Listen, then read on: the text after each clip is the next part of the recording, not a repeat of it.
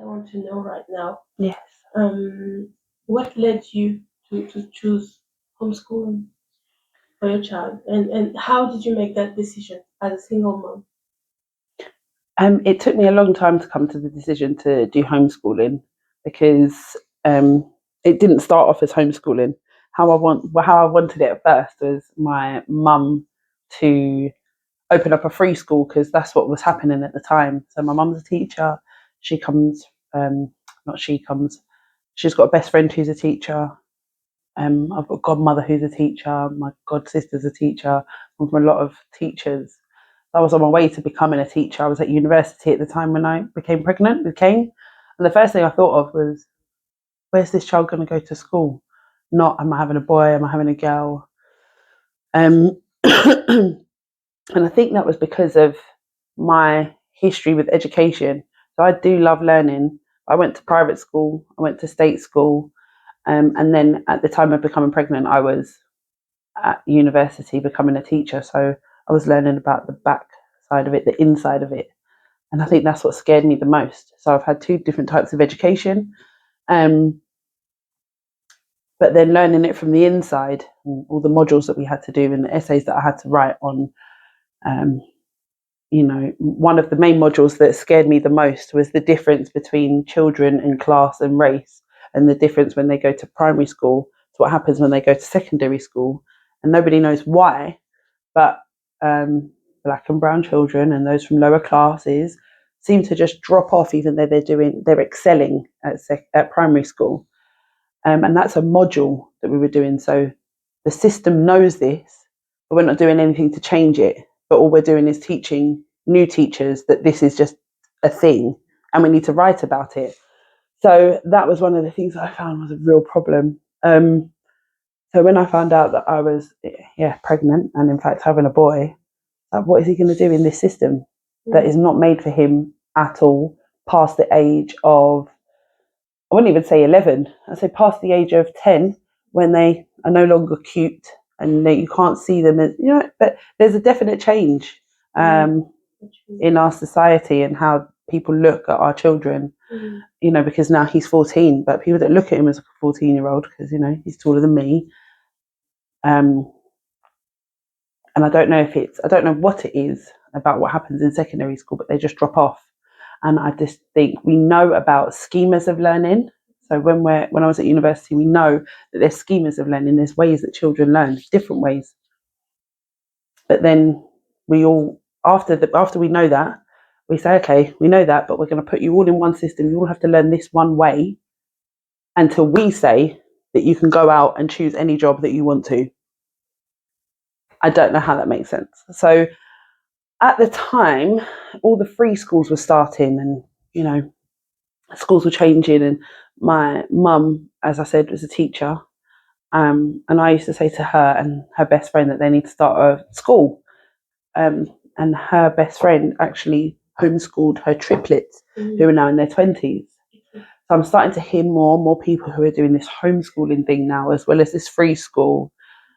And then I had Kane, and he did go to primary school. But there were so many things wrong with primary school, and it had nothing to do with children. People will say, "Oh, do you know? Is it because he got bullied and this that, and the other?" No, children were amazing. Obviously, they're children; they have their arguments, they're this and that. But that's socially what they're supposed to do. It was never a problem. The problem was the institution. It was the school itself. It's like a mafia. The school system, how they went about things, how they implemented certain systems, how they gatekeep certain things, how if you didn't fall into line, you were then ostracized, and they were ostracizing kids, and there were abusive teachers in the school that they were protecting instead of protecting the children. And I just thought, if this is happening in primary school, like what happens in secondary schools? Because as we know, primary schools are a lot more, calmer. And I had an amazing time in school. This isn't because I just don't believe one size fits all. That's all. And that's what we're trying to do in this system. And I just believe that we already know that there's different types of education. We know there's private education. We know there's state education. When I came out of private education, I was in year 8. but I was at year 11 level. Mm. So why is that? Why is that there this leveling that is totally different? And I can understand that when you pay for it, that, okay, you might be more advanced in certain levels, but this is already, as we know, the difference within education in schools that are there. So I just started to ask, is it for me? Is it for my son?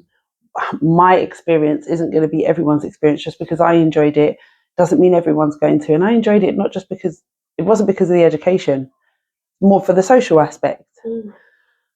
Um, so, long story short, he grew up. He was having problems. Everyone was having problems with the teachers in the school. And then COVID hit, and we were all homeschooling at that point, or homeschooling, because we were all just sitting at home and giving our children, doing Joe Wicks and then giving them some printouts.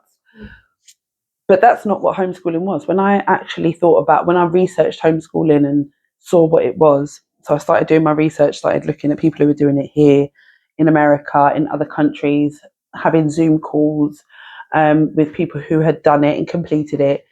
I was starting to gather all this information. I was like, this can actually be achievable. It just needs a bit of planning. And that's how I came to homeschooling, because when everyone then went back, I thought if we could do it like that, which isn't really homeschooling, because you're not supposed to just stay in the house and do nothing and, just do online workouts, then we can do what I've already researched. And as it was coming to it, I spoke to Kane a lot more. I told him what my ideas were. And I said, is it something you would like to do? I didn't just tell him that was it. I did ask him. And he said that he wanted to give it a go. And so we did. So we didn't apply for secondary school. It wasn't like we applied for it and then thought, oh no. I electively thought, right, we're going to do this from secondary education.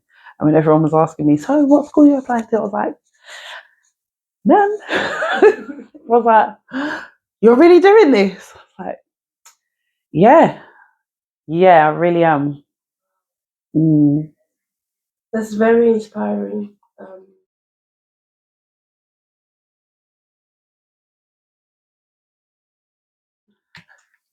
When I'm hearing you, I am thinking, I really want to do this as well. I know that you've been trained to be a teacher, and your mother as well, and as you say, her best friend as well.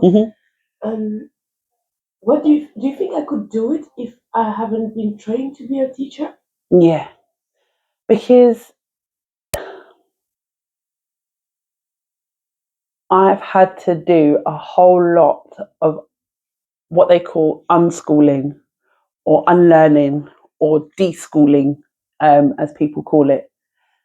And to be able to homeschool, you have to come out of the system that you are already in and what you think education is. So when I was doing a lot of my research, one of the people that I listened to a lot, and we did Zoom calls with this couple called their tag name is Black British Parent on social media. It's a couple, and they totally forgotten their names now, but they gave me some really good pointers. And one of the things was you need to do some deschooling, some unlearning. And for however long your child was in school, however many years, you need to take a month for each of those years. So if they're in school for 7 years, take 7 months, and you need to. And I was like, what do you mean? It's like not do schoolwork, but it's not do schoolwork. It is, what does your child want to learn about? Looking at what they're doing, changing up the routine, because I was thinking, right, how am I going to be school? How am I going to get in 7 subjects a day and do 10 subjects over a week? You're not, because you're not school. So everything I kind of learned in that institutionalized way of learning how to teach in that institution, I had to unlearn, because that's not what we're doing. So yes, you can, because it's not about how do you instill or start that education and make it look like school. What we're trying to do is not be school. You're trying to facilitate an environment of wanting to learn. You're trying to find out what your children do like and how can we facilitate learning in that way? What are they interested in and how can we incorporate all different types of learning into that? So just using Kanan as an example, he's very into Japanese culture, mangas, animes, the language, the food. So we started learning the Japanese way, how they learn how to do maths. Because how they teach maths and how we do maths are two totally different ways. Eastern way, Western way. But we all come to the same number.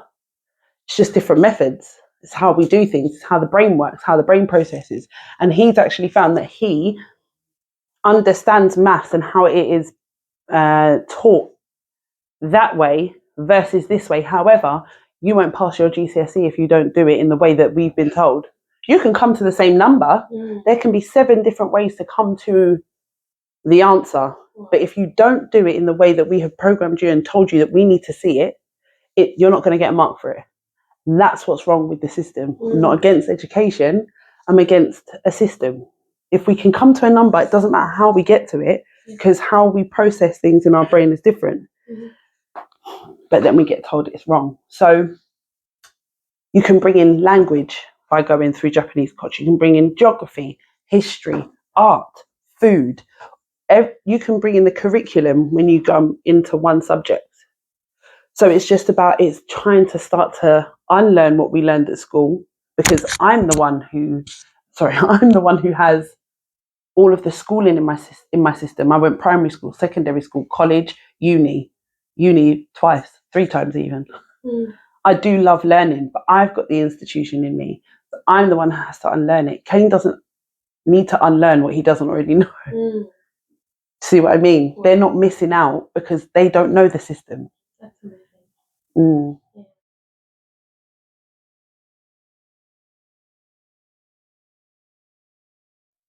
But I'm thinking now, right now, hearing you, so that must be a lot of work, because if you are meant to teach to your child how to do Japanese maths and you don't know yourself how to do Japanese maths, like how do you do that? You don't. You're not, unless you are, I don't know who. I'm not a superwoman. So some things I learn with him and I will then have to explain to him. Yeah. So I'm learning with you. But if we are finding things and you like this, I'm going to have to find you a tutor. You're going to have to do online learning. We're going to find a way, because there's so much online learning now. There are people on Udemy who are teaching how to do maths in the Eastern way, this, that, and the other. So you find the courses, they are out there. They're just not totally available. So no, you are not the one who's supposed to impart all that information. What you're supposed to do is facilitate that level of learning. I want to learn about this. Okay, I have no idea about it. Let's find someone who can. Yes, it's a bit more work, but you're not the one who's required to know everything. And that's what I say to everyone. Some people say to me, "You're the one who's teaching me." No, I don't have that genie eye. I wish I did, but it's just about, yes, it is more. It's about the research. Where can I find what he's asking for? And sometimes that is online. Sometimes you can only find it through online, but there are teachers in Japan who are teaching maths. So sometimes he does Zooms at 8 o'clock at night because it's the morning for somewhere else. But so his learning times are different. His day is structured different.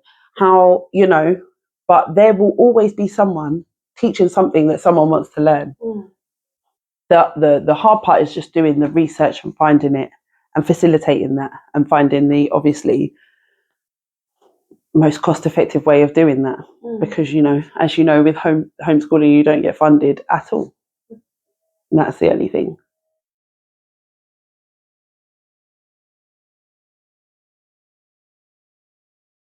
Oh, I have so many questions right now. The Write first them all question down. that arises now is, okay, how do you reconcile the needs that your child have? So he wants to learn math the Japanese way, and it works wonderfully for him. And the need at some point to go through, passing his GCSEs and so on. How do you do that? Mm. So,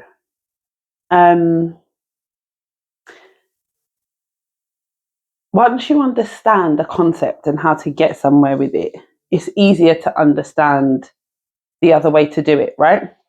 So if you can understand, once you get the language of how to get to some equation, it's kind of easier to understand if you another way, right? So once he's got one way, understanding the other way isn't as hard, but it's about explaining. So I've been there. So again, it's not only me who's involved. My mum was involved. It was a part of my village. So I talked to you about my village at one point. But my mum was part of my village, and she was doing sessions with Kane. And one of their sessions, I remember getting involved. Well, I say getting involved in, but listening. It was very interesting.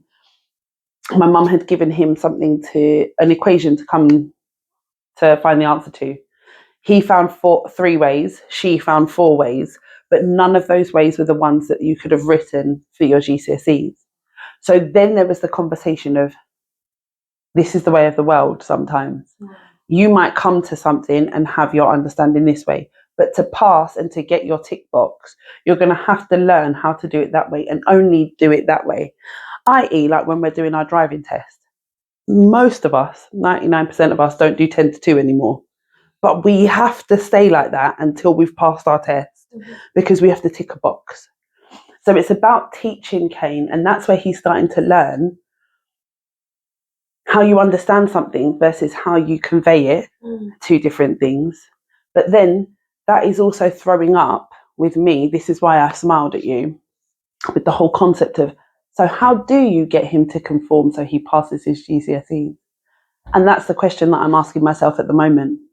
Is when I first started this, because I am so academic and got my GCSEs and I got my A levels and I did this. I was like, right, to prove everyone wrong, he's going to pass his GCSEs at 14. He's going to do this, and he could have.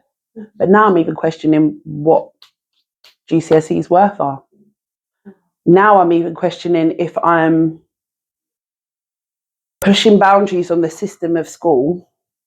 What is the system of GCSEs? Because if you are in another country, and the work that I do, so meet people from other countries all over the place, but they can't get into work because they've done all their qualifications in another country, but it's not recognised here.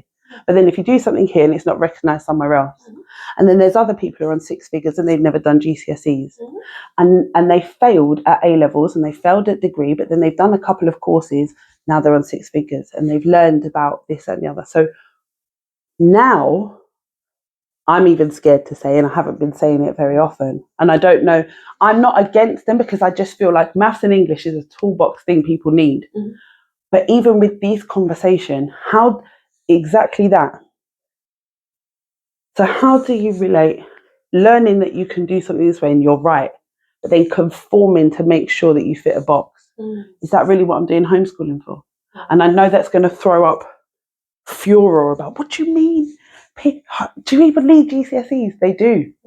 But ask yourself, how many people leave school and have failed their GCSEs and not done it, but are still living life, still paying their council tax, still paying rent?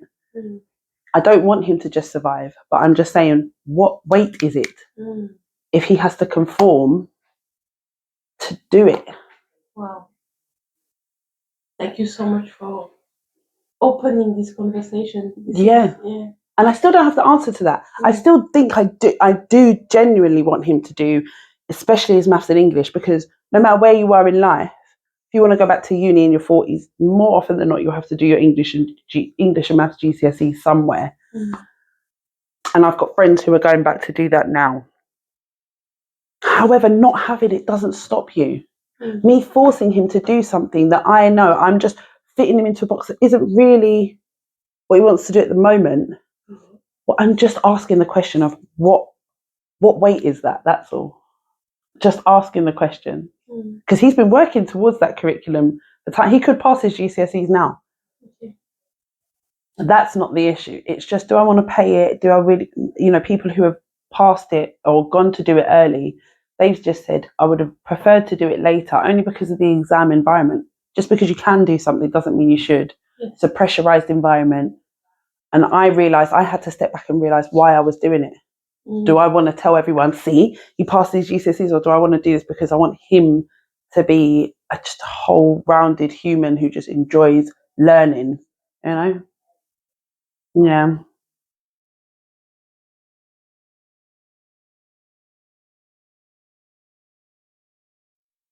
That's very interesting. I have other questions. I'm wondering because at some point you said, um, for some of the things I have some tutors and I'm trying to find ways that are cost effective. Mm. How do you do to maintain it cost effective? Because I have a belief personally that I had a belief before meeting you that I needed to be rich before I'm able to homeschool my children. Yeah. So can you tell us more about that? Yeah, I know, because most people saw homeschoolers as either just living off the land and or they're rich with a big house or anything. No, I am a single mum and I do this all on my own, and I work. So I appreciate not everyone can do it, and I don't think everyone should do homeschooling either. I just think it's just another avenue, but just like everyone shouldn't be, we're all not supposed to be working in a call center. We're all not supposed to be teachers. There's not one way for all of us to be. But cost effective, I think it goes in peaks and troughs. I think it's like personal trainers. You don't necessarily need a personal trainer for your whole gym life. You need them for specific amounts of time to get you somewhere, and then you kind of go off and take what they've taught you, and then you might need them again to get you to a certain level, and then you go off and you do your thing. So that's kind of how I've been utilizing tutors in a sense. And it's also just changed. The village has changed. So the people who were around at the beginning, through life and own priorities and responsibilities and things, people have moved. So the village has changed. What it used to look like doesn't look like anymore, but that's okay. It's kind of like the interchangeable teachers at school, and we don't always have the same teachers at school. So it's the clubs that he'd be going to. For a long time he was going to a boat club and the youth club at boating, at the boat club. It's about utilising what your council have.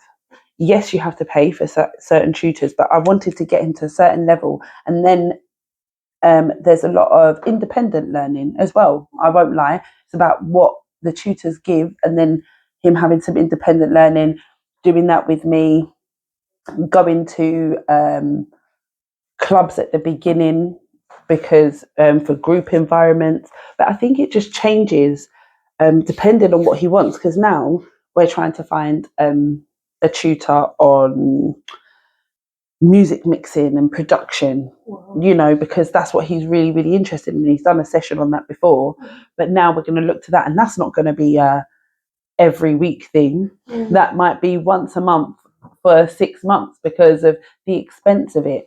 But what he learns with the tutor, he can then do for the next 3 weeks on his own and then come back to it. So it's about having I want him to have different things like group activities, own learning, and then online learning as well. It's about utilising that textbook learning as well. Yes, me and him have talked every day about what he's been doing. Does he need help with certain things? Sometimes he does need help and he wants me to talk to him about it.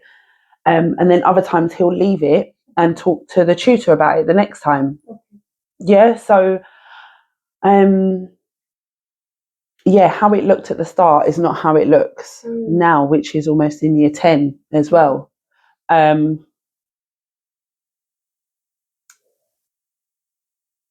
yeah, it's just about thinking about what the priorities are. I think the main things when I think about how I worked out the finance, is that I worked out what his main wants were, seeing what was available, what's given for free, and what ones are paid for, and how we can space that out, how we can do this, and then utilizing all the textbooks, because not that I want him to do all online learning, but you can pass a degree basically on YouTube. Yeah. So even if we only had that one channel, when you've got BBC Bite Size and you've got Udemy and you've got Learn Direct, and there's even is it the University of there's a university that does short courses for young people, and they are quite expensive, but I think you can actually get funding for it. So it's about, I think most of the hard work in homeschooling is researching what's there. You have to take all of that into consideration.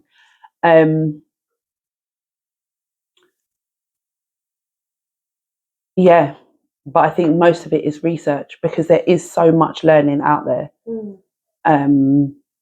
that you could do all of your learning online with no tutors at all, but then spend all of your money and your time on I say extracurricular, but when they're not at school, that is their curricular, So it just depends on what you have, what your budgets are, and what your children are interested in and what they like.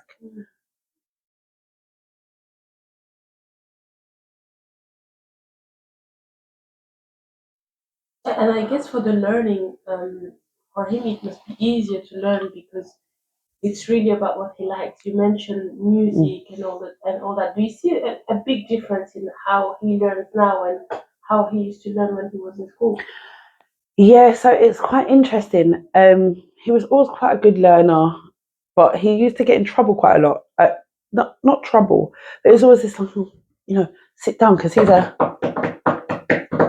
But it's because that's a schema of learning. So there's a schema of learning about tapping and music, because no matter what's being said, I used to find it irritating as well, because as I'm talking, there's tapping going on, but he's tapping because he's hearing me to a beat, so that can filter into his brain better than if there isn't any tapping. So now when he's learning, I'm there saying to him, King, can you hear me? Kane, I'm calling him. And he can't hear me, but that's because he's listening to music, or he's got an actual work playlist. And the work playlist is not just chill music, it's rhythmic. I know all music is rhythmic, but it's quite a staccato thing, because he can take in information while he's learning. So it's just little things like that if he was in school, he wouldn't be able to.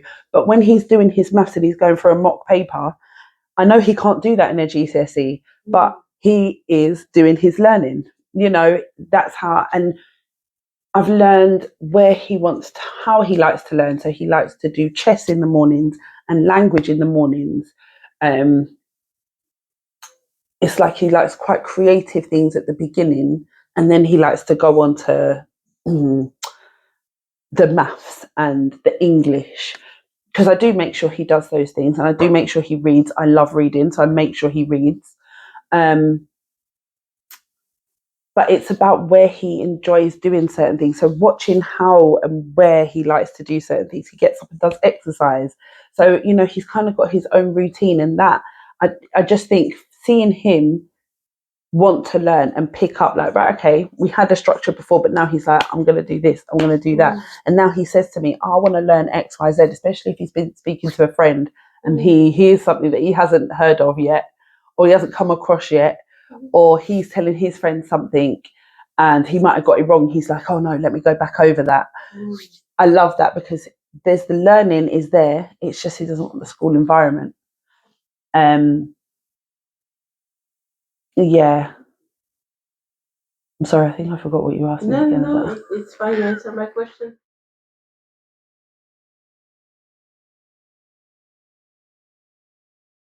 You just mentioned friends, so I think that's one of the biggest fear for parents that want to homeschool their children. Mm-hmm. So how do you make sure he still have a good social life? I think, I'm not going to lie, I think that's one of the things that I worry about still, but I think that's just because puberty, and I'm hearing this even from all of my friends who do have children in school. this generation of children are just inside, where we were outside all the time. However, that is the main thing people worry about. Since I've said I'm going to homeschool, not one person has said to me, "What about his education? What are you going to do? How's he going to learn?" Everybody says, "What about the social skills? What about the social aspect? What about his friends?" And I get it, I hear it, but I just think it's very interesting. It shows what we know school to be. It's not an educational system, because if it really was, people would be worried that he wouldn't be getting his education. What they're worried about is his social skills. Yeah. So what we're really sending our children to school for, that's what we really need to think about, because I think we all really know that the level of education and what they're really teaching our children is a little bit questionable. But he still talks to a lot of his friends from primary school, and facilitating social aspects. I mean, you can't force people to be friends. Boys, I don't know. Well, I knew I was just an extrovert anyway, but I just think we're two totally different people as well, and that's another thing that I think we need to understand is different. Children are different as well. That's why I say homeschooling is not for everybody. My son is quite a quiet person. He's a watcher as well, so he hasn't got the biggest group of friends anyway. But to facilitate it, I just want to make sure that he has the ability to make those friends. I can't sit there and make them for him. But he still sees his friends from primary school, who he had before primary school as well. And he goes to clubs. He goes to, and it's not just your standard clubs. He never really liked football. He loved football. He likes team sports, but he likes the training of it. He doesn't want to be in a competition. He doesn't want the pressure of competition. So he likes to go to the training of basketball, doesn't want to be in the basketball team. Loves the training of football, doesn't want to be in the football team. We went to Bournemouth one year to go and see one of my friends, and we done kayaking. And he said he wanted to do kayaking, so that's where I found the Islington Boat Club, and then found out that they had a youth club. So it's just making sure. And right now he's into golf and music production. Now, there's not many groups on golf, and this is what I said to him. That's quite an insular, individual sport, as is music production. But again, it's just following on from what he wants to do. So I know he did do football for a while, but because he was just like, this, it's not bringing me joy, I didn't want to force him just because it's a social aspect. I'm trying to facilitate what he does enjoy. And I just think as kids, that should be picking and choosing and doing lots of things, because that's only how we find out that we enjoy or not enjoy certain things. If he'd only ever been in football, he'd never know that he likes kayaking. So again, it's research. Again, it's effort. Again, I think when I first started, I could have done a lot more. Like, I've got ideas of wanting to do groups, because there aren't as many homeschooling groups. There's quite a few, and there's a lot for primary school children, but not as much for secondary school. And I think that's the one thing that I wanted to do more of, is build more of a network of homeschoolers who are, electively homeschooling their secondary school children, so that they can come together, do enrichment days, things like that, because I think it is really important. But there are clubs about, but just not as much as there used to be, But I do think, again, it's just about research, and going with what your children or child wants. And sometimes they're not going to want to do anything, so I do have to force him. But if he genuinely doesn't like something, then I will stop. I don't know if that answered your question. Yes, it does. It does.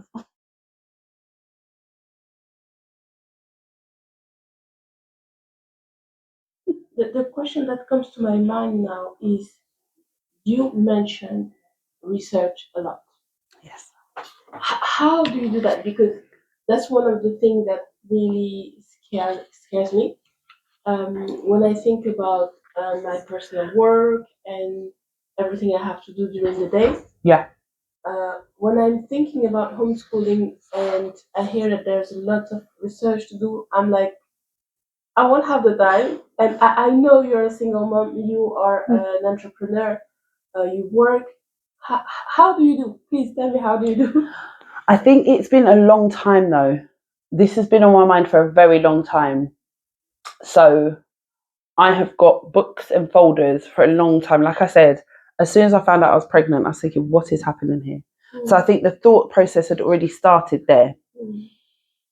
Now, yes, if you're thinking, I'd like to homeschool and I want to do it in a month, I think anyone, you can do it whenever.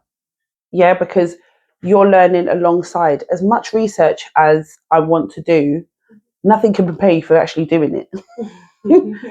Nothing can prepare you for the days that you're in it, and it is still interchangeable as we're going. As much research as I did at the beginning, it has changed, it's evolved year on year, month on month. But what I mean by research is just about what's in your area that you know already, i.e. that's giving off, what's in your area for family clubs where you can go and meet people for anything, just, anything that's like extracurricular. What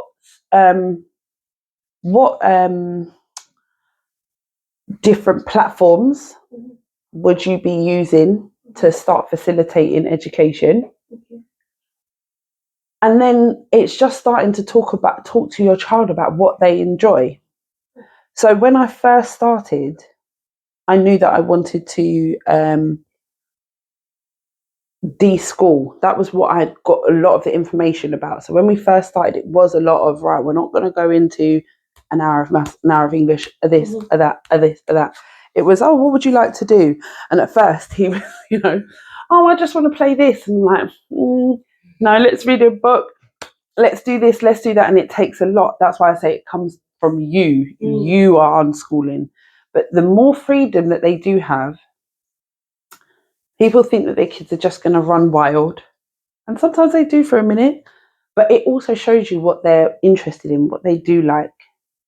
And going back onto what you said, the research, it's not about trying to find, right, this club at this time, this club at this time. What I mean by research is just where would your starting points be? Just for English, maths, and maybe science and language. What's offering what? What's offering it for free? What's offering it paid? Because you might not use the paid at the beginning, but it might come to that when they get a little bit more interested. Because I keep saying to Kane, I'm not going to pay for anything if you're not interested in it. You don't show me a little bit of commitment, because I've made that mistake before. So when he showed me that he's got a bit of commitment in his Japanese language, then I paid for the course. Yeah, because I knew, okay, you've been doing it on the free thing for a little while. You've kept consistent with it. Now I'll pay for it. But that's why I say looking for the free stuff first, but just the research on that a little bit. And then you'll know what you need to research as time goes on. You can't research everything. It's not about that. It's just about researching what your starting points would be. Researching what your starting points would be, where you'll start off. What's the first club? Because the first thing that he went to was the football club. Yeah, it was a football club, and it was. But then that's when he told me that's not what he wanted to do. So then we had to find certain things, and it was only a year later that he liked the boat club. But it took me. When I realised I wanted to do this was in COVID, and Kane was only year 3 or 4.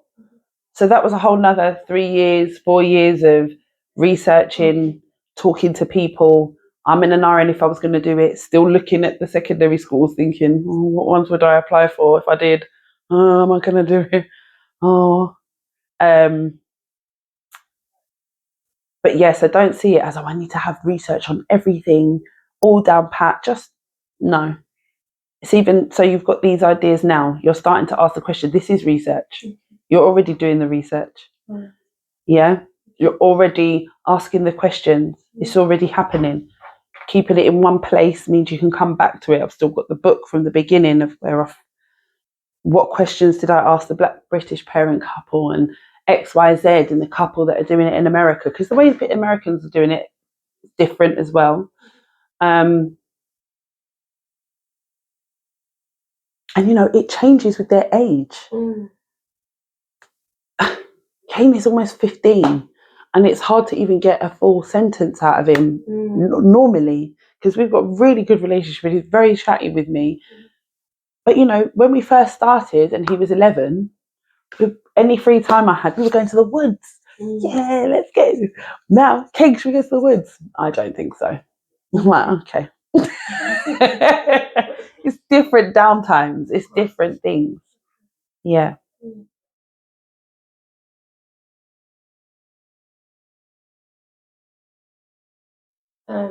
Just you mentioned platforms for education. Do you have any specific platform that you use For for homeschooling? I need to come back to this question because I should have written it down and told you where I started. Okay. But now we're using a lot of Udemy. So I made sure I got, because he's moved up. I'm using textbooks for his GCSE. So I think it's an Excel one for GCSE maths and English, because I also want him. I'm old school like that. I love online, and I love going to sessions. But I also want him to write in a textbook. I think there's something we need to be still writing down in a textbook and flicking through and researching, finding this, and not just typing it in and then finding the blurb online. So I tried to do a mixture of that as well. What did you ask me? It was about the platforms that you platforms. Use. So Udemy, he does use BBC GCSE Bite Size, because those are really, really good. They've got you can track your progress and things like that as well. And a lot on YouTube as well. So I make sure that we watch a documentary a week so that we can talk about something. So it'll either be Diary of a CEO or some kind of uplifting documentary. Sometimes it's about animals and this, that, and the other, but I try and make it about people that are doing stuff. How do you feel about that? What's your take on it? How would you do it better? So yeah, just different types of learning. And then realizing that chess is a platform, the board game, or utilizing people as well. So sometimes the platform is a conversation with a friend. So I've got lots of friends who are in different businesses. They've come and given him their insight on what they do, whether that's computer science, and he's really interested in that. So he was doing coding for a long time. One of my friends is a writer and is on the BBC, so he was teaching him how to do script writing. So now he wants to go back into acting and things like that. So those are platforms as well. Sometimes it's not the platform as we see. Sometimes it is sitting down with somebody, asking them, as you are with me, seeing that as the learning as well. And that's part of the unschooling, realizing what can be utilized as learning.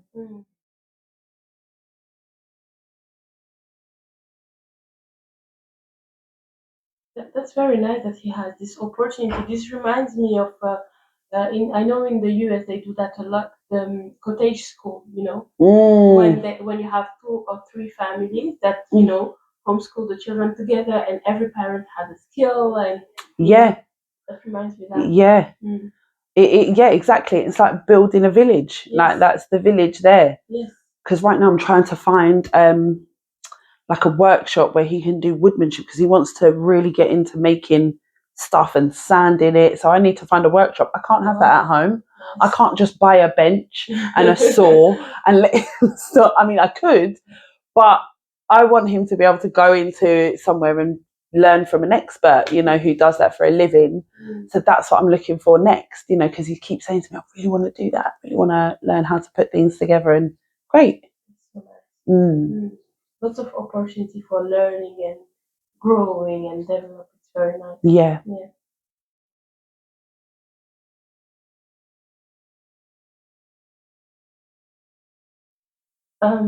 One question that I have is, I know that you've been through this unschooling or unlearning. First, I would like to know more, like, because you've talked about it a lot, but I still cannot see, like, how does it work? If I were to do unschooling with my son, he's 9 now. Mm. What would I do during the day? Like. Yeah. So I think I'm going to write a whole thing on this, like, because I was the same as you. I thought, what do you mean unlearn? What do you mean just let him be?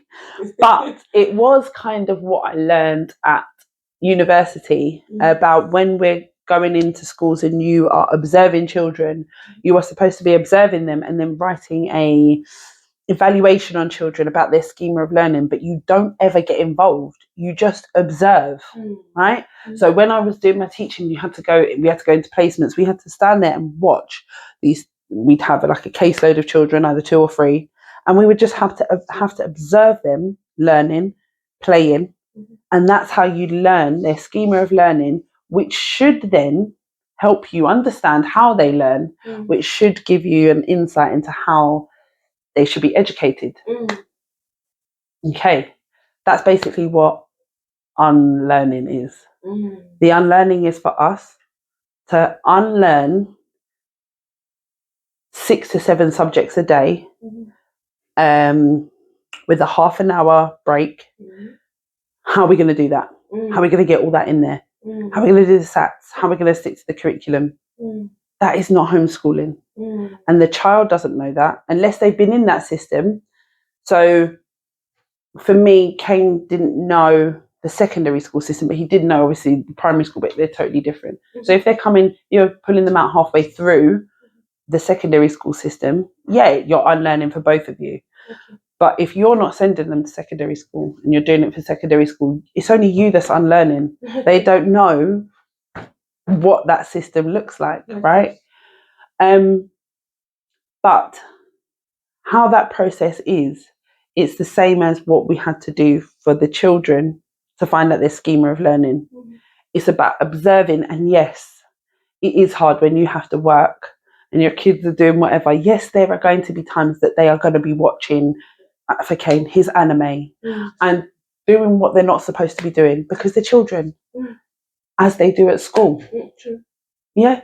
I remember I was not doing what I was supposed to be doing at school a lot. I was getting my hair cane road. Sometimes I was not in the vicinity. But, to my mum, I was at school.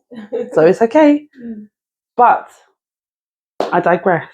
No, you don't digress, because I was going to ask you about screens and all that. So I think everything you're sharing is very useful. Thank you. So the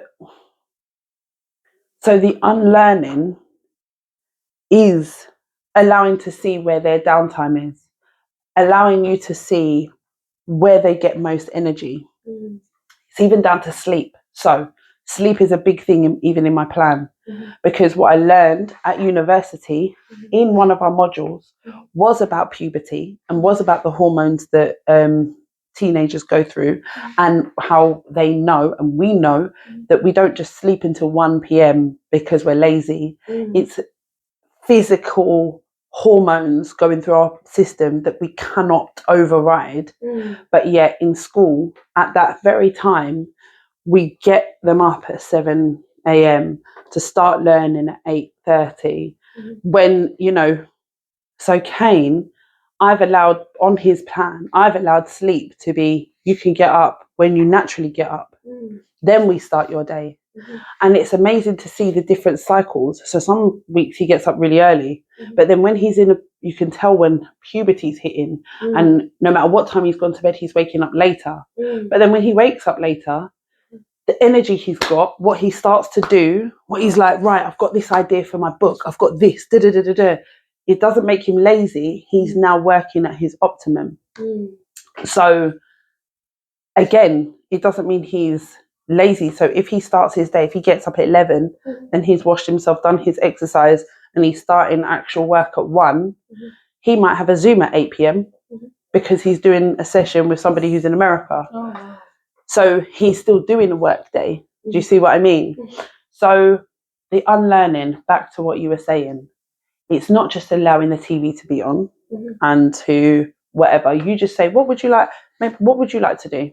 Okay. Out of 5 things, Mhm. you can pick choosing your instrument, you can draw, you can do your language, read a book, this, that, and the other. See what they pick out of that. Okay. How long does it take you? I'll give you half an hour, but if you're still interested in it, then I'll leave you be. Okay.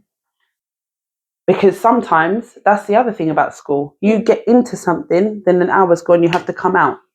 But when Kane's involved in something, if he's really in the language sometimes, and I'm like, oh, the hour's up. He's like, no, he'll be in it for 3 hours.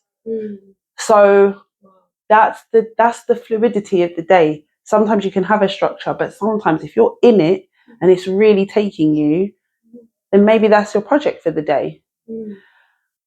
But that's what the unlearning is, finding out what they love, what actually, and the only way they can do it is by having space and time. And that's why they say for every year, take a month, because it actually takes you longer as the parent.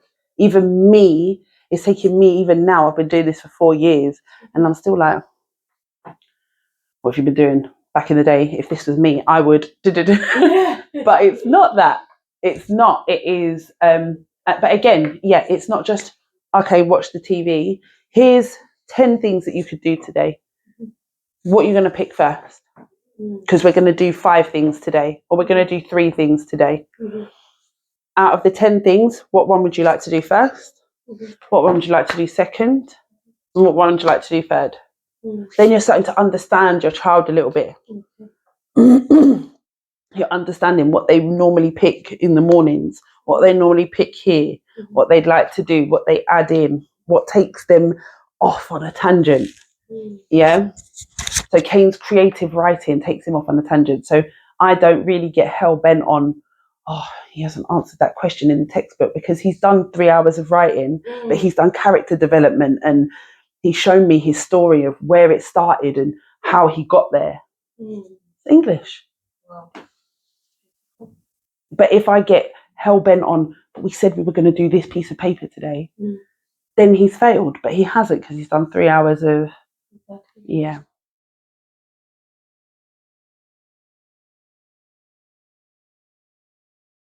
And how did you manage to have the time to do all this when you were working? And how did you do that? How did I do what? The research or implementing it? Like staying with him and say, okay, today we're going to do this, and okay, come back, okay. Like so I'm self-employed, yeah. So I understand if I had to go into the office every day, 9 to 5. I'm not saying it couldn't be done. Could be, but it'd be a lot harder because I'm out a lot more now. Like I said, I've been doing this for 4 years. When I first started,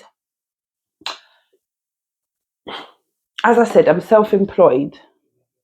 I was able to manage my time a little bit more, where I was around more so in the day, and I could manage my workload, make sure more time was spent in the evenings doing the work, admin work. But when I did have to go out, I'd utilize friends, family, and say, oh, can he be with you? And he's got to do X, Y, and Z today. This is what we planned from yesterday. This is what he's got to do, X, Y, Z.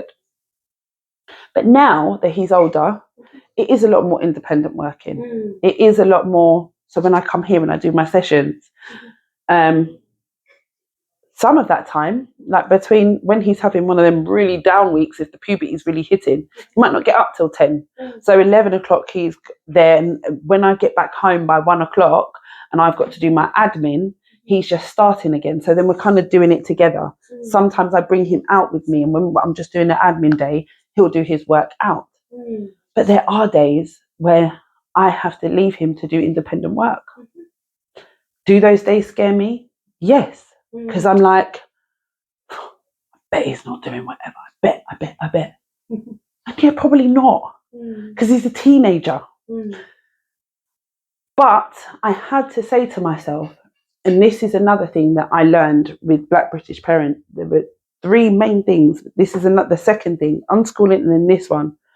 You are the parent as well as homeschooling. There are things that we have to go, let it be, Mm. so that we don't turn ourselves mad, because you are doing two jobs. Mm. Now, when you're a parent, you let your child go off to school, Mm. whatever they do or don't do gets solved by the teachers there. And if it's really bad, then you get called in. If they're not listening, they're not doing what they're supposed to do, they're watching their phone behind the thing while the textbook's up, Mm-hmm. you don't get called. That gets dealt with over there. Mm. That's what they're saying you have to do here. Mm. Sometimes with the cheek as well. So I couldn't leave it. When they don't want to do something, you get that. Oh, you are mum, but you're also teacher. Mm-hmm. And things that you wouldn't let slide as a parent, Mm-hmm. they're not at school to be like, oh, to a teacher. Mm. So sometimes what I normally wouldn't let, who are you talking to? You have to kind of be like, because there are things that he doesn't want to do that I do want to make him do. You know, all of homeschooling is not all plain sailing and wonderful. Mm. Sometimes I do have to enforce. I know you don't want to do it, but come on, we said we were going to do X, Y, and Z. It's not all, I just love doing whatever. Doesn't want to read his book. Okay, I know. But this is what we said we're going to do. Mm. I've lost my train of thought. What was I saying? So yeah, there are times where I think for myself, he's not doing the work.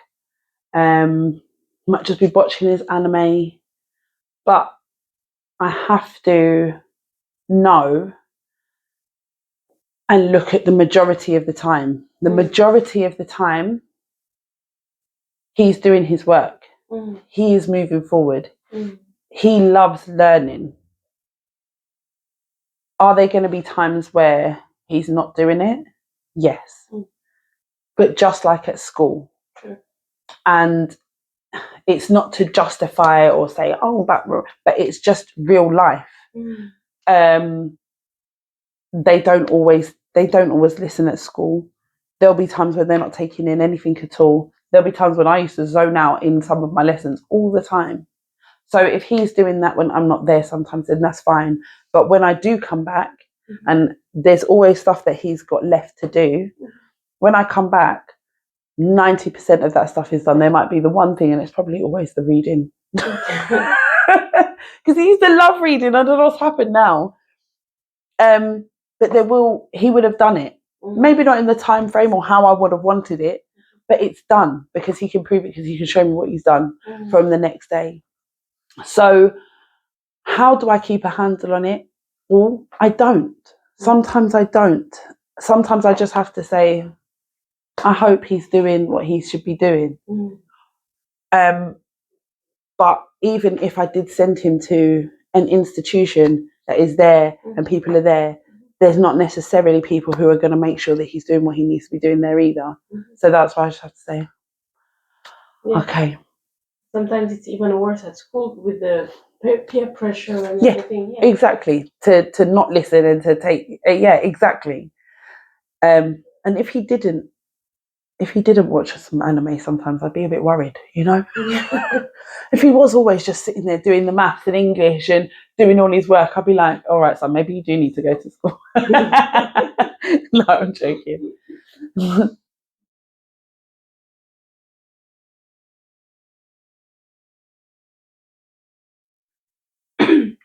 The question that I have now is, how do you navigate the challenges? You've been talking about some challenges that occur in this journey, and being the parent, being the facilitator, because I think you prefer this word rather than teacher. Teacher, yeah? I don't mind. Yeah. I don't mind. So being a teacher, being a parent, being an entrepreneur, like, how do you navigate the challenges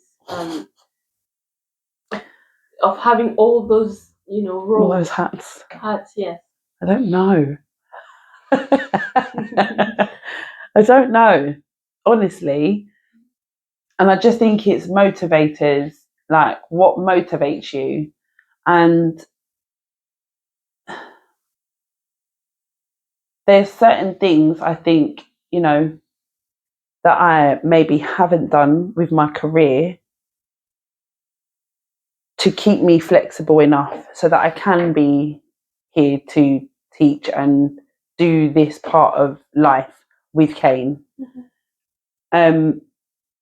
Because as much as I'm an entrepreneur, I keep it as flexible as I can to be able to teach and facilitate this level of learning. Like I say, the only reason I say facilitate is only because I just want people to understand I'm not teaching everything. I'm not saying that I am the teacher of everything, but I just find who can. But it's juggling. And do I feel like I'm dropping the ball sometimes? All the time. Because when I'm working, I'm not there. When I'm there, I'm not working. Both have to be done for both to work. Like I have to work to be able to homeschool. So there's always that mum guilt. There's always that, am I doing enough? Am I just doing, but I just think as time has progressed, so before when Kane was really young, I had stopped work altogether and I was a worker. So I didn't know what that looked like. That was strange for me. Then going back into the field of work and I wasn't working full time because I wanted to be there for him. And when he was at school, navigating, going into full-time work and pick up and drop off and the village and who's going to be there, this, that and the other. So even when he was at school, the navigating life then was hectic as well. So as he's got older, even though the need at the beginning was quite high, as I said, as he's got even older, the things have changed. We've eased into I'm not as panicked. Like I said, when I first started it, I was like, right, we're going to prove everyone this, that and the other. But now it's not about anyone else. It's about him and his education. So it's a lot more of a relaxed environment. So I just think as I've been able to ease up on being there and worrying so much, I've been able to work more. So I just think it's the balance of life, how much I was working was not how much I was working at the start of it. And then, I'm hoping he does go off to college or learn like an apprenticeship or something. And when he's done that, I'll have so much more time to then do more work. So I think I'm just navigating it and balancing it with what I've got and how I can and this, that and the other. And there'll be times when I used to have to bring him to work. I also know some people can't be doing that. But it was about utilising friends, family when he was younger. They were helping me when I had to go to work and he was at school. So it's about navigating whether you're in a job and they're at school or you're not in a job and they're at school or they're not in school and you're working. There's juggling everywhere. But I just think it's about what motivates you. And it was just a burning thing in my soul from when I found out I was pregnant. And I just think education's so big to me and that I didn't go through all of those experiences for nothing. Like I think I was meant to see private education, state education, and this. And is it perfect? No. Do I wish I had more money to be able to do X, Y, Z, more time to do this and the other? Yes. But I just feel like he has had being able to give him this opportunity and change and just try a different way. Because even if all else fails, he could go to college and do an access course and do his maths and English GCSE and then go to uni. Do you know what I mean? Even if I fail at this whole 5 years, I've got a friend who's 40 who's going back to do her GCSEs now so that she can change her career. Even if I totally fail, at least I will have tried at something that he wanted to do. We talk about it every month to 2 months, especially as life takes its toll, personal, family. I've always said to him, do you feel like you want to go back to school? And one thing he said to me was, I don't need to be around people to make myself feel better. Wow. I know, right? I thought, I don't know if that's, I was like proud of him, but I was like, oh, well, I do. Maybe I need to work on myself a little bit. But we always talk about it. It's not a dictatorship. I always ask him if he wants to go back to school, and he is really happy with where he's at. So that's a win. Yes, it is. Yeah. Yes. You're really an inspiration to me. Thank you.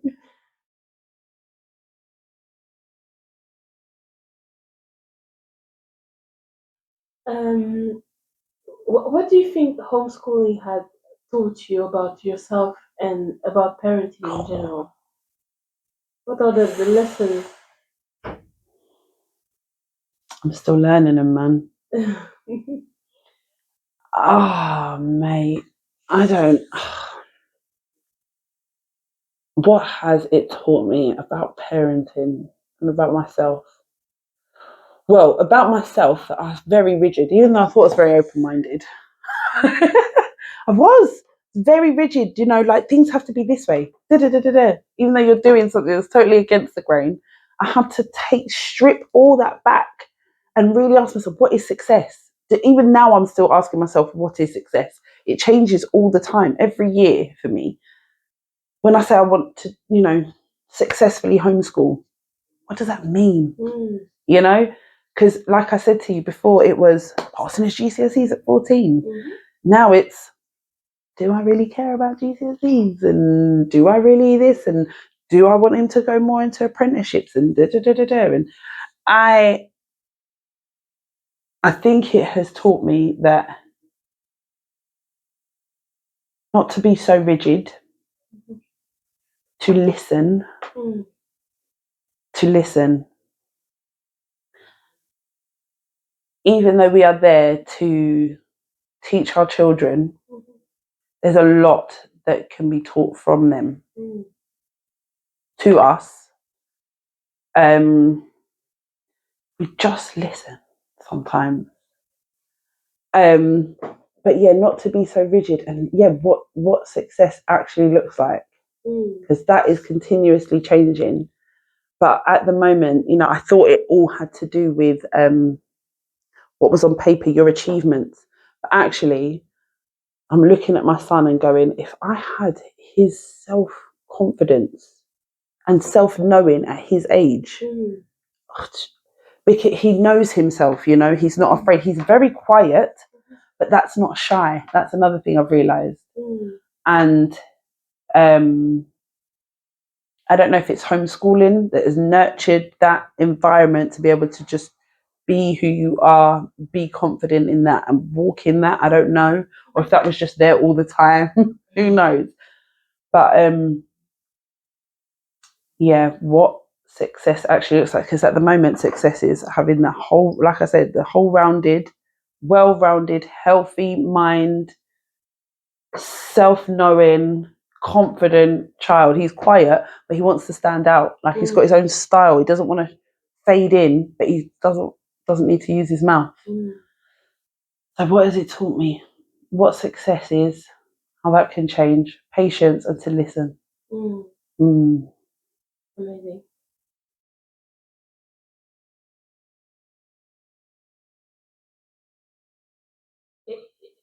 Have there been moments where you wanted to quit and Yes. say, okay, that's it? Yes. Okay. What kept you going? Yes. Him wanting to. Okay. So when I, as you may well know, when I do the thing, oh, so do you feel like you want to go to school? Oh, is this still happening today? In the hope that it's like, no, I want to go back to school. And okay. When I feel like I'm failing, though, that's only because I feel like I'm failing. I'm not giving him enough. It's not because it's got too hard. It's just that I feel like I'm not failing. I feel like I'm failing. I'm not doing enough. He needs more than what I can give him. And then when we have a conversation, he's like, I don't want to go to school. Okay, so what do you like about this? That I get to choose what I want to do, that I get to stay on one subject for longer, not pressured to do anything. I don't really want that environment. Most of my friends don't want to be at school either. So, because all of his friends go to school and he talks to them, they're all like, oh, I wish, I'm like, tell them it's not all about staying in bed, but they just love what he gets to do with his time. That's what stopped me. It's the fact that my child is like, nah. And it's not just because he gets to do nothing this whole time. He talks to me about what he wants to do, how he wants to be financially abundant, how he wants to invest. So he's talking about all these words, and I'm talking about, well, how are you going to make your money to do this? And then he's talking about his aspirations. So he's got a plan, which is good. This is what I like, you know. But yeah, it's because of him that I didn't. Yeah.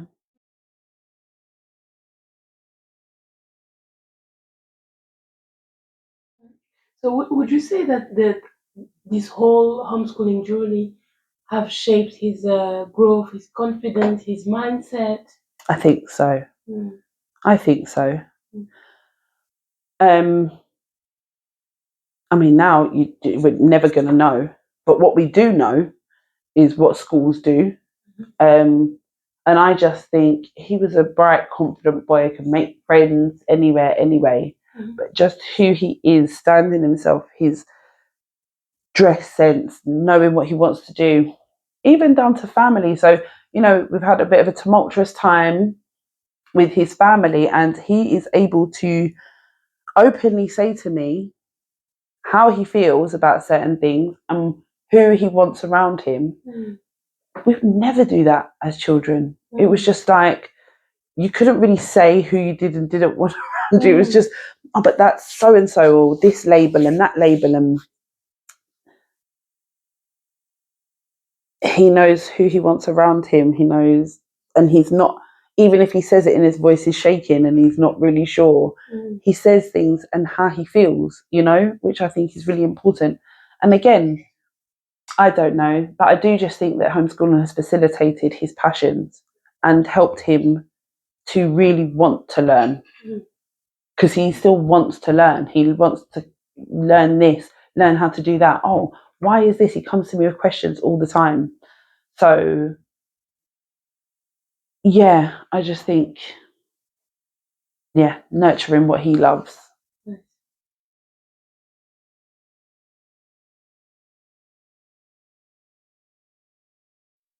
I'm thinking, do you use some new technologies such as AI in your homeschooling? Well, I didn't specifically, but one day I went home and he had said to me he'd started using AI. I said, oh, had you? So he showed me how he was using it. He's like, yeah, you can ask them questions on this, on that. So I haven't explicitly used AI with him, but the conversation has definitely started because he started using ChatGPT to ask questions about things on something to do with manga.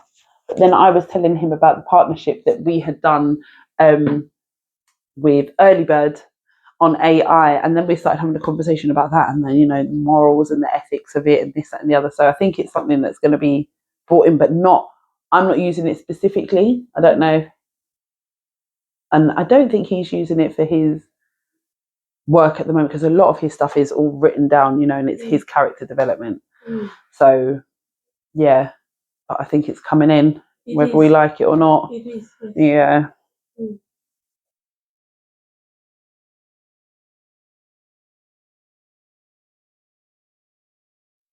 Okay, so I know that right now you are in the process of writing that book about homeschooling.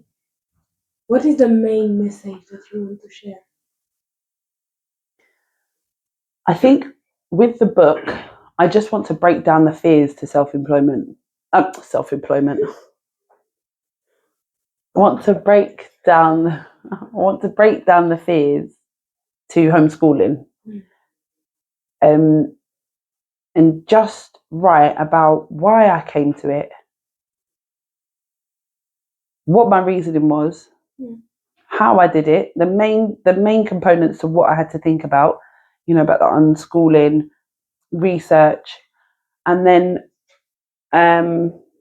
just resources to help people, the things that I have used that have helped me to keep things organized, that I've kind of edited down. Like, I had it one way, then realized I didn't need it that in depth. Let's use it this way. So I think it's just breaking down the fears, because I think it's such a growing thing. There are so many people out there that are homeschooling. I am not an expert, but I suppose what is an expert? It's just someone who's been doing it. And I'm doing it. I'm almost done it. Do I think it's perfect? No, but I just want to tell people if I can, anybody can. Um, and it's the fastest growing way to educate your children at the moment. And I just think so many people are thinking about it, but they're scared to because they think, oh, I can't because I need, like you were saying, X, Y, and Z. And like I said, single mum, working entrepreneur, and I'm almost finished year 10.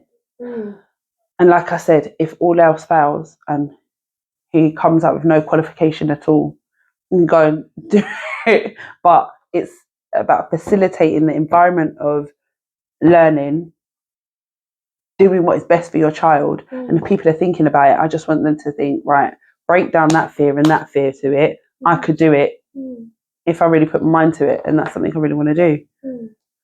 And you're mentioning, you said it a few times, if he was to get out without GCSE, it's fine, but he's actually thriving. He is thriving. I keep saying that because I keep putting the negativity on it, but he is thriving, and he could have passed his GCSE last year.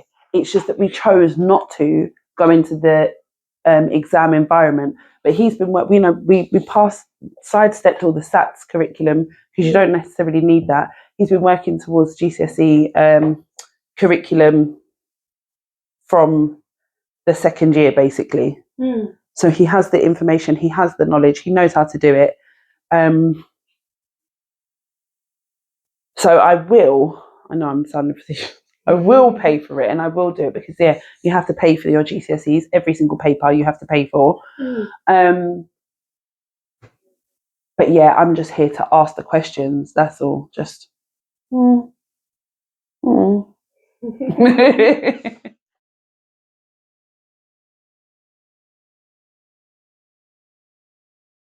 How do you envision the future for him? When I think about it for him, just think, son, you could do so much. I want him to learn a trade so that he can always earn money on the side as well as his career. You can do whatever you want to do. I want him to travel. I'd like him to, I've taken him away. I've travelled before, but I said to him, if you even wanted to learn and go to college or university in another country, that would be amazing. Go work in another country for a year. I want him to explore before trying to conform. All we have done is tried to conform from so long. And I just think now there's so many of us in our late 30s and 40s who are trying to think, right, what can we do now and changing it? Whereas it's like, explore and do that from young. Find out who you are from then so that you could, I just want him to have the most amount of experiences.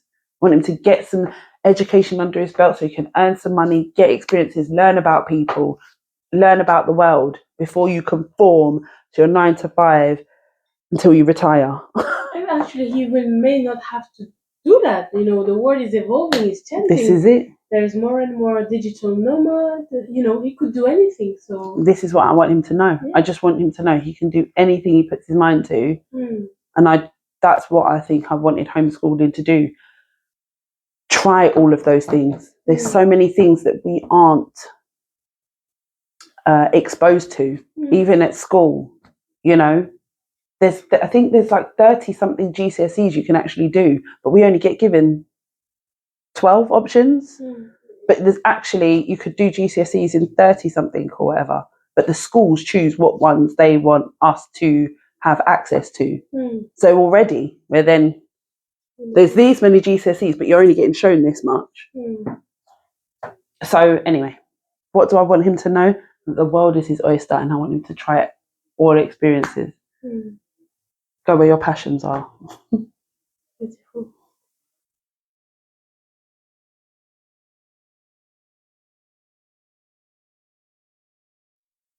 Is there one thing specific that you wish you had known before starting this journey?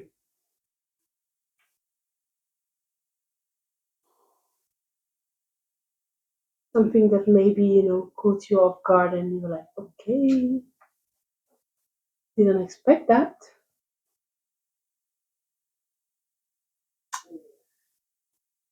What's coming to mind is the planning and how can't plan, or your plan will go out the window. if you plan too much without involving them a little bit or just having a bit of fluidity, that's what will change. Like, I had, when I first started, it was like, right, I'm going to do it like this. It looks nothing like that. And it looked nothing like that before, because also the people who were around you, the people you might have with you, like I said, those things change. It's your priority, not everyone else's priority. That's another thing you have to realize. And as much as people want to get involved and help and do their thing, it is your priority. So it will change. And that's okay. So just being okay with the fact that things change very quickly and that everything is learning. It doesn't have to be just because you're sitting down with a textbook or with what you call a tutor, or everything is learning. And we need to really realize that ourselves, that everything we do comes under the umbrella of learning. We just have to open up our mind a little bit more to that fact. But the one thing I wish I knew is that you can't, it's going to change all the time. It's going to change all the time. Be ready for change. And that is okay. Yeah.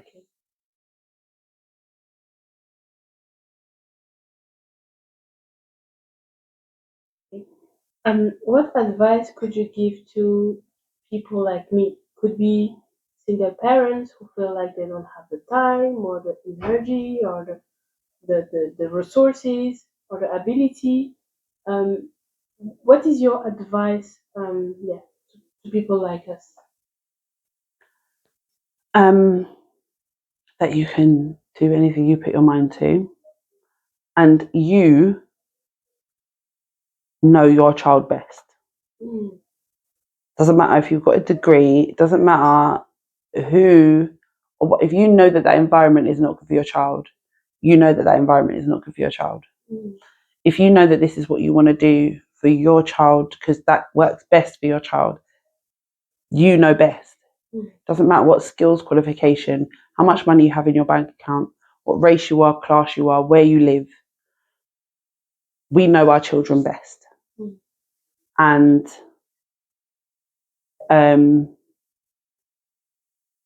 when your motivator is that you want the best for your child, all you can do is succeed. When you're doing it solely for the purpose of, I want the best for my child, and what you're doing is going totally against the grain that we have been taught for so many years, all you can do is succeed. That's all I know. It may not look anything like this, but that it's not supposed to, because you're changing the grain. So what we need to know is that the success doesn't equate 10 GCSEs because you've done homeschooling. What is success? Is it a confident, well-rounded child? Success and the ability to nurture your child, and facilitate an environment of learning comes from the love you have for your child and what you want, which is the best for your child. Doesn't come from qualifications, doesn't come from how many degrees you have. It doesn't matter how much money you have in your account. That isn't what comes from wanting the best for your child.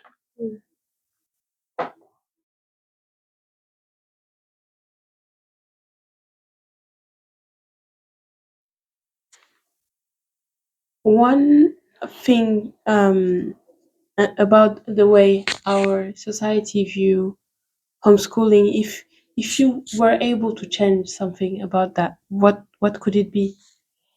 The way society views it, Yeah. I just wish they could see it as just another form, another way of educating. Private education, state education, home education. Not, what are you doing that for? It's just another way of educating. And people, I think what people do is they think when you're saying it, when you say I'm educating, they hear what you're doing is wrong. That's not true.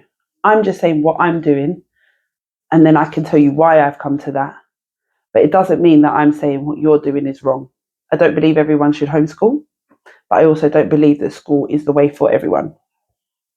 So there needs to be different pathways, just like there is to work, just like there is to anything. There's different music genres, there's different foods, there's different colours, there's all different types of everything, just like I think there should be with education.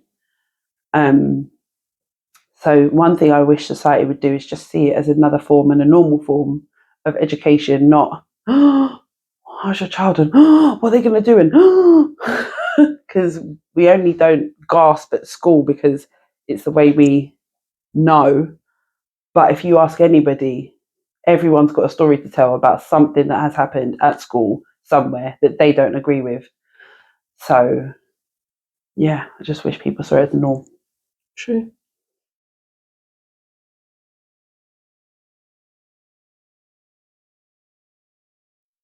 And that's my last question now is, what are your hopes for the future of homeschooling? We've talked about that a little bit before our interview and how things are evolving. Yeah. And how do you see your book contributing in all that? I just feel like it will help. My aim for the book, or for any of this, is just to break down the fears to homeschooling. That's all. Break down the fears to it and let people know that you can achieve it. And I can be here to help you as your support, stay accountable, coach you through it, because I've done it. But again, I will just reiterate it. Do I think everyone should do it? No. Do I think everyone can? Do I think every child should? No. I do think it's a stream that a lot more people would if they weren't petrified, if there wasn't a stigma to it, if there wasn't, because there's a lot more stigma coming onto it that only, you only want to do it to keep your child out, or, people. The first thing that one of the things that Eddie Nestor said to me on the radio was, the first thing I think of when I think of homeschooling is the poor little girl who got murdered by her parents. I was like, oh, that's not the first thing I want anyone to think of when they think of homeschooling, because there's always people who are going to abuse any system we have. So are people going to abuse the fact that they can take their children out and electively? But I don't think it's a homeschooling problem. I think that's a social services problem. And I just think that the purpose of the book is for those who have been thinking about it but won't do it because they're too scared, or think that they can't because they are not qualified, or that they're going to fail. I just believe that what's the harm in trying? Because if you try and then you want to go back to school, you can apply to go to school. Exactly. Yeah. But yeah, just breaking down the fears to it so that people can know that they can. And then if they want to, they can try. And there's some resources and research that I've already done that should be able to help them along the way. Amazing. Yeah. Thank you so much, really. Thank you. This have been so enlightening for me. Really, you're an inspiration to me. Oh, thank you, Awa. What you're doing is amazing. Thank you. And we've heard during that interview that it's not all easy every day, and you have your challenges, but we've heard, that love that you have for your child, and that is your motivator, Yeah. and it's beautiful, and you really inspired me. And you make me feel like that gut feeling that I always had, that I know what's best for my child, but I don't necessarily follow it because everyone is telling me that that's not right. Yep. You really helped me understand that I have to listen to myself. So thank you so much for that. You're so welcome. And I'm sure a lot of mothers, parents will resonate with those words. I hope so. Even if there's a couple out there who want to and they're just like, not sure, and I'd like to have a chat about that. They can contact you. They can do. Yes. Amazing. And thank you as well for pulling me out to do this. My pleasure. I really thought that people need to hear from you. We need to hear your story because it's amazing. Oh, thank you. Thank you so much. Thank you.